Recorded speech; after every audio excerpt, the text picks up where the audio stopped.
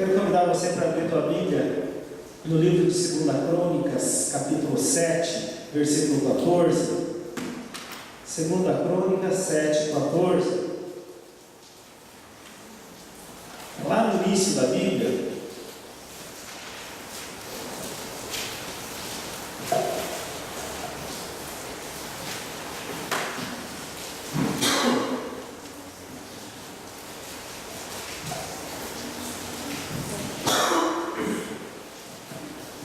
amém? A palavra de Deus fala assim: se o meu povo, que se chama pelo meu nome, se humilhar e orar, buscar a minha face e se afastar dos maus caminhos, dos céus o ouvirei, perdoarei os seus pecados e curarei a sua terra.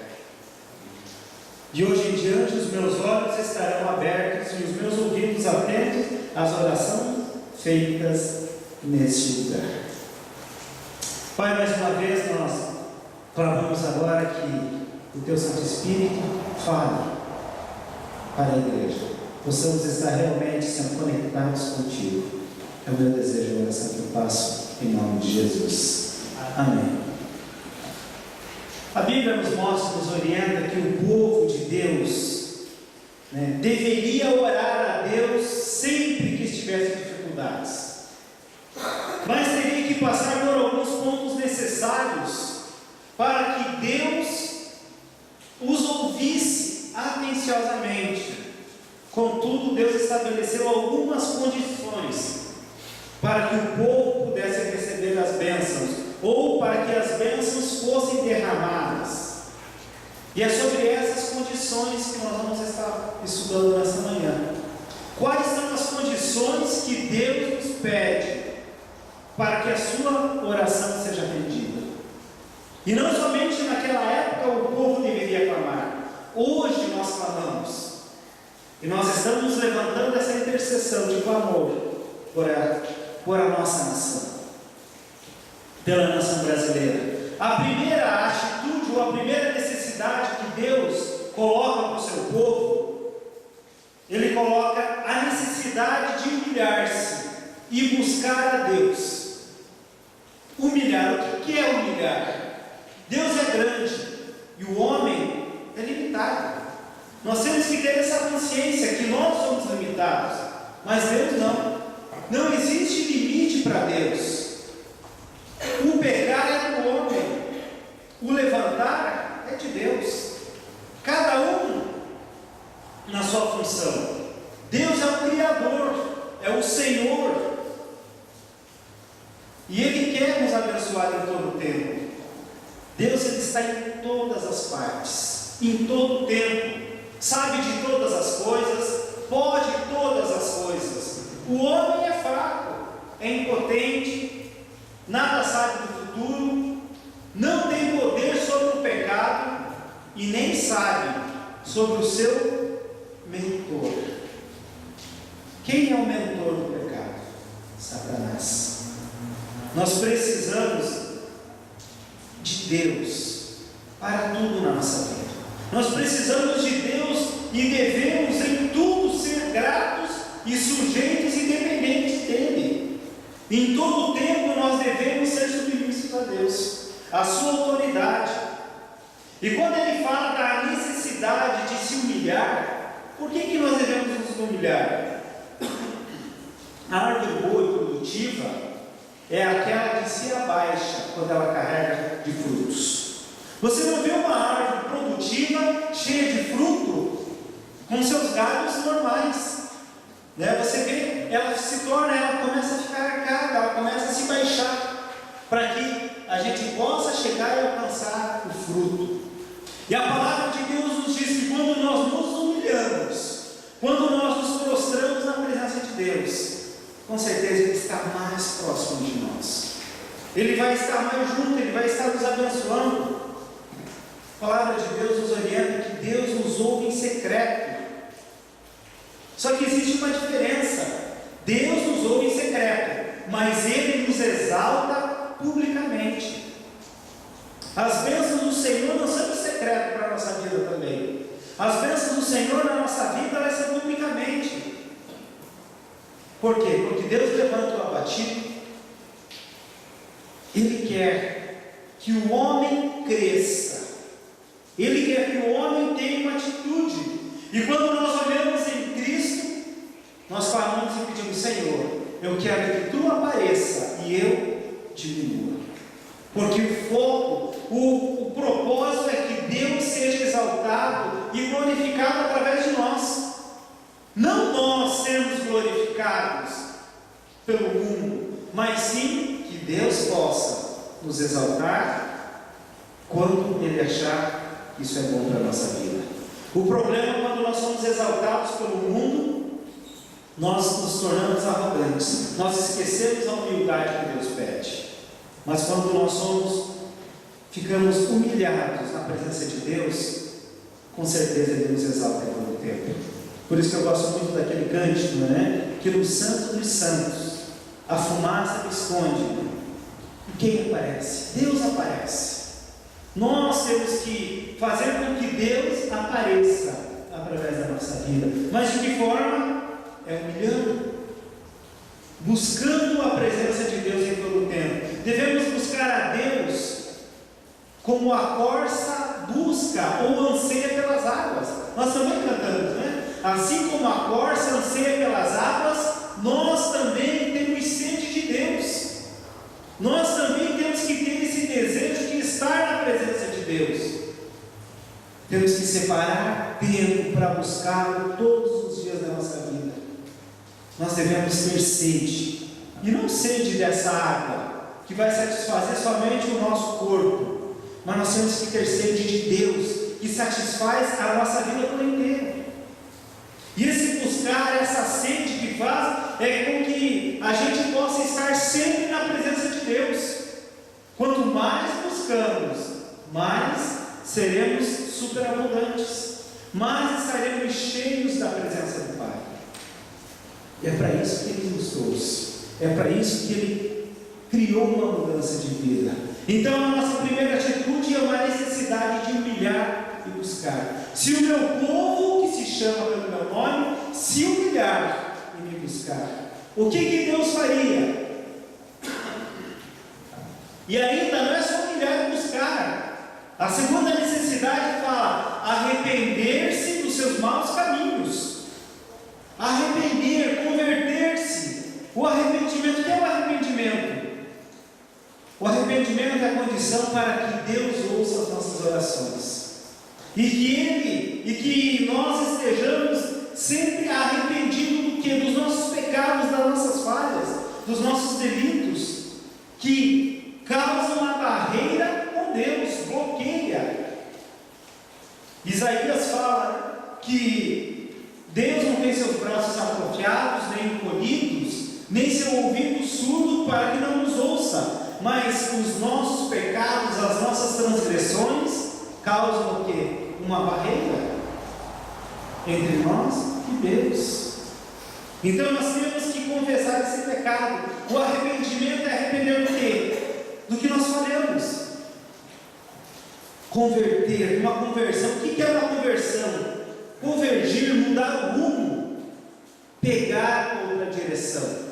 Nós estamos indo nesse sentido, nós temos que virar, dar uma volta de 180 graus, para que a gente possa mudar a direção. Por que a conversão é necessária? Lá em Jeremias, no capítulo 17, versículo 9, a palavra de Deus fala: enganoso é o coração, mais que todas as coisas, desesperadamente corrupto, quem o conhecerá? Coração humano é corrupto. Quando a gente pensa nisso teologicamente, nós chamamos de uma herança pecaminosa. Recebemos uma herança pecaminosa. Todos os seres humanos nasceram com essa natureza pecaminosa. Preciso então uma conversão, mudar a nossa atitude, mudar essa natureza. E a vontade de Deus é que a gente abra a mão desse lixo, dessa natureza pecaminosa, e receba a sua natureza, que é grandiosa. Receba essa natureza que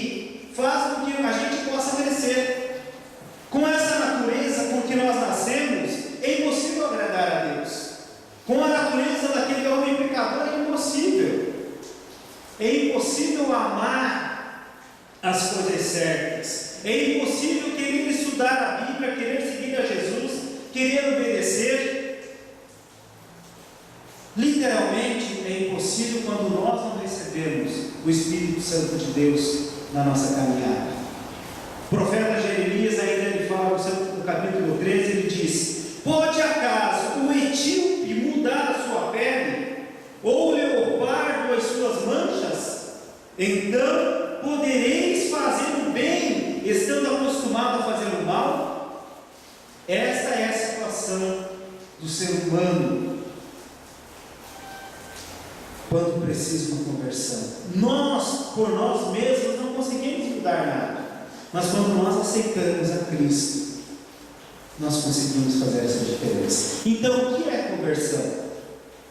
Em primeiro lugar, é importante que a gente entenda que a conversão é converter-se a alguém. Tipo, meia volta, né? 180 graus. Primeiro vem o quê? O sentimento que o pecado traz na nossa vida, uma ruína. Aí em Jeremias 31 fala, na verdade, que depois que me converti, tive arrependimentos, e depois que fui instruído, bati na minha coxa, fiquei confuso e também me envergonhei, porque suportei o opróbrio da minha mocidade. Jeremias está falando que ele passou por essa dificuldade, né? E ele tinha suportado isso, porque ele tinha se convertido do seu mau caminho. A conversão, nós precisamos entender que quando nós pecamos, quando nós falhamos, ela traz ruína. Mas Jesus Cristo pagou isso com um preço muito alto lá na cruz. E ele diz que Ele é o Cordeiro de Deus, que tira o pecado do mundo. Se Ele tira o pecado do mundo, por que nós vamos continuar carregando?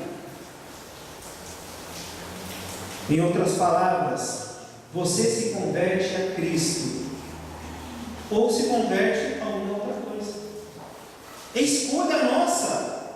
É preciso ver o perdido pedir socorro. Jeremias 33, a palavra fala: clama a mim, e eu responder-te-ei. Então Jesus fala: clama a mim, que eu envio socorro. O socorro está em mim. O socorro não está no homem.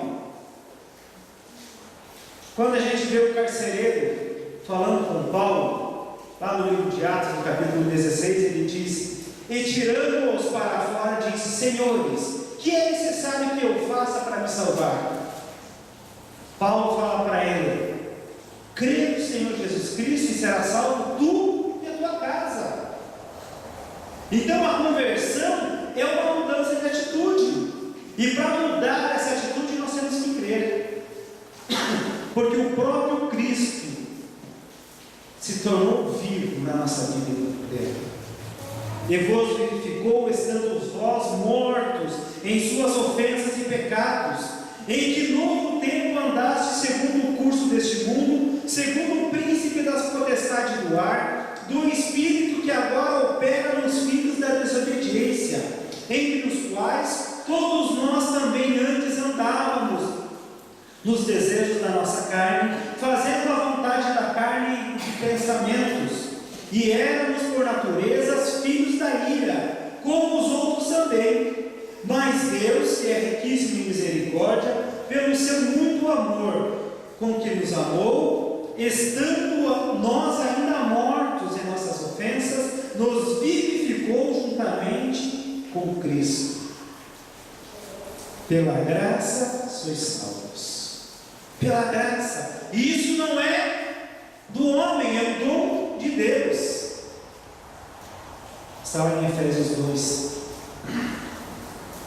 Amados, veja que uma característica do estado do homem morto era que vivia conforme a sua própria força, conforme o seu próprio pensamento. Muitas vezes nós ficamos preocupados com grandes coisas como fazer e esquecemos que simplesmente é crer. Mas o natural do ser humano é fazer e esquece de crer. Por isso que existem tantas religiões sempre com longas listas de obrigações, com regras a serem cumpridas, para que o homem ache que ele cumprindo aquelas regras, ele seja merecedor de um lugarzinho no céu. Deus não pediu para ninguém fazer nada. Deus não pediu o sacrifício de ninguém. Deus pediu para você ser submisso. Lá em João 6 a palavra diz: disseram-lhe, pois, que faremos para executarmos as obras de Deus? Jesus respondeu e disse-lhes: a obra de Deus é esta, que creais naquele que me enviou. O que nós faremos? Simplesmente creia e mude de vida. É simples. Você não precisa fazer sacrifício. A humilhação, se humilhar, é na presença de Deus, não na presença de homens. Por isso que Deus fala: se humilhe na minha presença, creais naquele que me enviou. Na conversão você ganha uma nova concepção de valores. Coisas que eram importantes já não são mais. Muita gente pensa na conversão como um processo no qual é obrigado a abrir mão de uma porção de coisas. É claro que se você abrir mão de uma porção de coisas, você vai descobrir que nem tudo que reluz é ouro. Você vai conseguir entender isso quando você conhece a preciosidade que tem em você se relacionar com Cristo.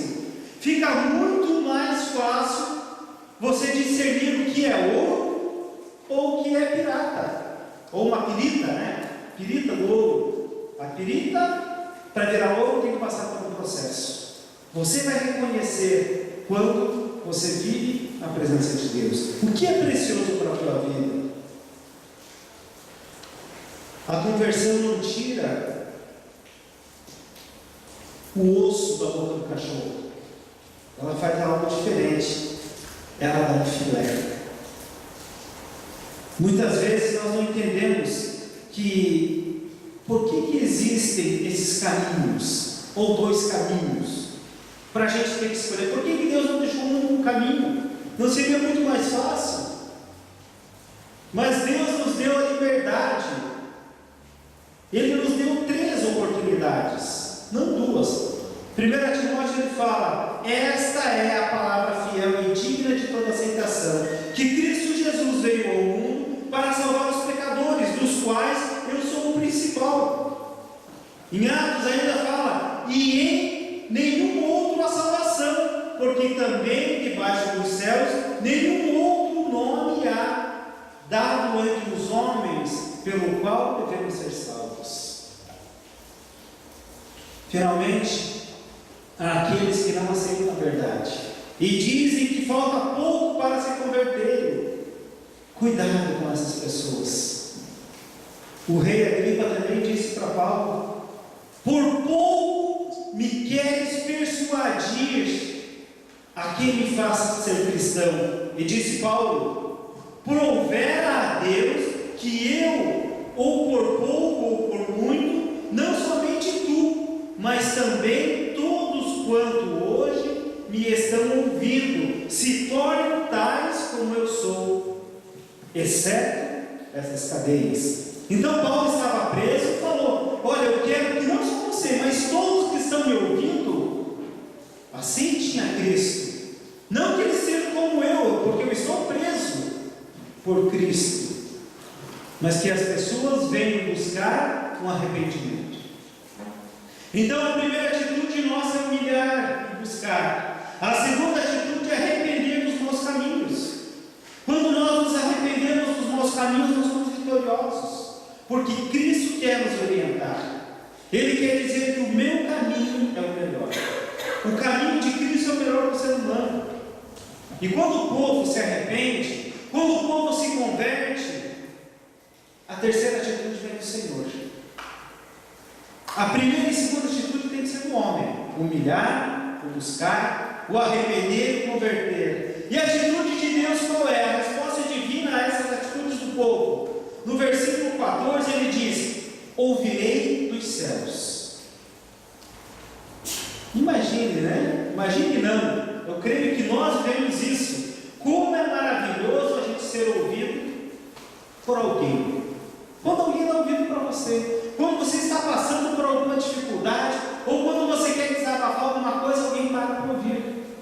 A gente gosta de ser ouvido, mas como é bom a gente ser ouvido por Deus, pelo nosso Pai, por quem nos gerou, por quem nos deu vida.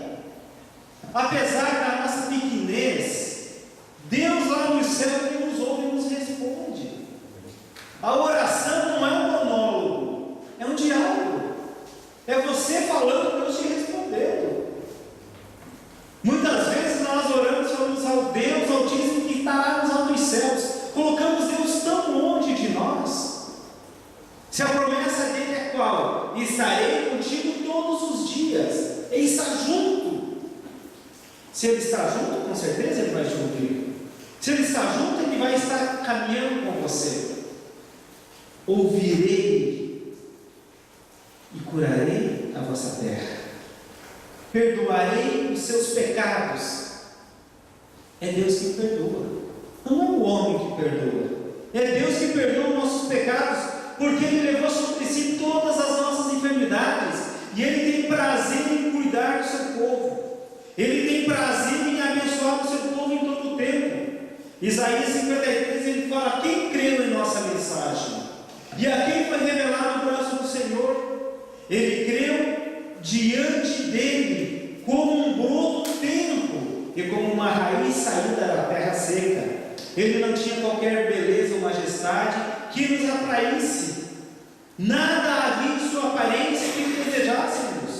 Foi desprezado e rejeitado pelos homens, um homem de dores e experimentado no sofrimento, como alguém de que os homens escondem o rosto. Foi desprezado e nós não tínhamos em estima. Certamente Ele tomou sobre si as nossas enfermidades e sobre si levou as nossas doenças. Contudo, nós o consideramos castigado por Deus atingido e afligido, mas Ele foi transpassado por nossas transgressões, foi esmagado por causa da nossa iniquidade. O castigo que nos trouxe a paz estava sobre Ele, e pelas suas feridas fomos curados. Todos nós, como ovelhas, nos desviamos, cada um de nós se voltou para o seu próprio caminho, e o Senhor fez cair sobre ele a iniquidade de todos nós. Ele foi oprimido e afligido, e contudo não abriu a sua boca. Como um cordeiro foi levado para o matadouro, e como uma ovelha diante dos seus tosqueadores fica calada, ele não abriu a sua boca. Com julgamento opressivo ele foi levado, e quem pode falar dos seus descendentes? Pois ele foi eliminado da terra dos viventes por causa das transgressões do meu povo. Ele foi golpeado, foi lidado no túmulo com os ímpios e com os ricos em sua morte. Embora não tivesse cometido nenhuma violência, não houvesse nenhuma mentira em sua boca, contudo foi da vontade do Senhor esmagá-lo e fazê-lo sofrer. E embora o Senhor tenha feito da vida dele uma oferta pela culpa, ele verá sua prole e prolongará os seus dias, e a vontade do Senhor prosperará em suas mãos. É esse Jesus que quer nos afastar do mau caminho. É para esse Deus que nós temos que se prostrar. É esse Deus que quer transformar a nossa caminhada. Precisamos buscar no Senhor. Quando Deus nos ouve, quando Deus perdoa os nossos pecados, Ele sara a nossa terra. É esse o projeto de Deus: sarar, curar, dar vida. Aqui estão envolvidas promessas materiais e espirituais. Escolha as duas, não escolha uma só. Escolha receber as promessas espirituais também. Muitas vezes nós escolhemos apenas as promessas materiais, mas Deus nos desafia a escolher o reino dele. Buscai o reino de Deus. Buscai o reino de Deus e a sua justiça, e as demais coisas serão acrescentadas. Meu amado, meu desafio nesta manhã para cada um de nós é que o nosso Deus, segundo a sua riqueza, Ele possa suprir todas as nossas necessidades em glória por Cristo Jesus. É isso que nós precisamos. É isso que nós devemos buscar. Que Deus possa suprir todas as nossas necessidades. Com certeza, nós temos que clamar para que Deus cure a nossa nação, para que Deus possa sarar a nossa nação. É o que nós mais precisamos. E quando Deus age, homem nenhum tem como interferir. Quero chamar o Luiz para a gente cantar. Vou convidar a igreja para ficar em pé, para que a gente possa cantar junto. Realmente, que Deus saia a nossa nação, para que depois a gente possa orar e consagrar, não apenas a nossa vida, mas consagrar a nossa nação a Deus, pedindo que realmente esse clamor dos seus filhos possa chegar ao seu ouvido, e Ele possa realmente curar a nossa vida. É isso que nós precisamos. Deus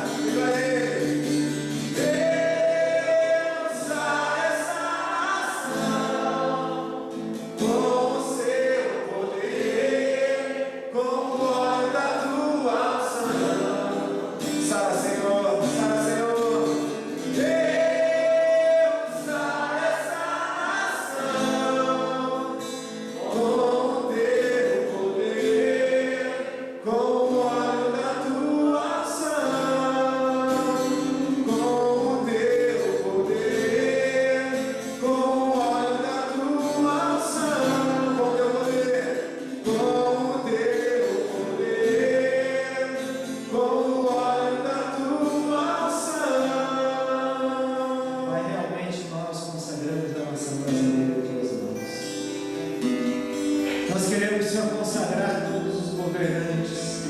Queremos consagrar, Pai, todos os candidatos que almejam ou pleiteiam, Senhor, uma cadeira na Assembleia Legislativa. Que realmente, Senhor, Tu possa colocar governantes na nossa nação, governantes que sejam submissos a Ti. Poupa, Senhor, o Teu povo. Poupa, Senhor, esse povo que se chama pelo Teu nome. Esse povo que está se humilhando na Tua presença. De governantes que veio causar mal. Sabemos que existem várias leis que vão contra, Senhor, o Teu propósito na vida do ser humano.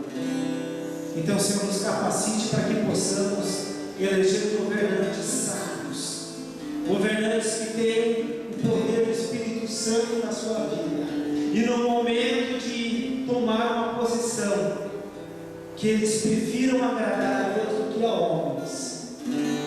E essa tem que ser a nossa posição, Pai. Honre, Senhor, a nossa vida e nos capacite para que verdadeiramente possamos estar fazendo a Tua vontade em todo tempo. Que possamos, Senhor, essa semana estar clamando, não apenas essa, mas nessa semana onde no próximo dia 5 nós estaremos participando das eleições. Que possamos verdadeiramente estar dando o voto certo, o voto com confiança. Pai, agora nos leva novamente para nossos lares, que realmente, Senhor, o Teu propósito na nossa vida continue eterno. Eu oro abençoando todos que estão em nome de Jesus. Amém.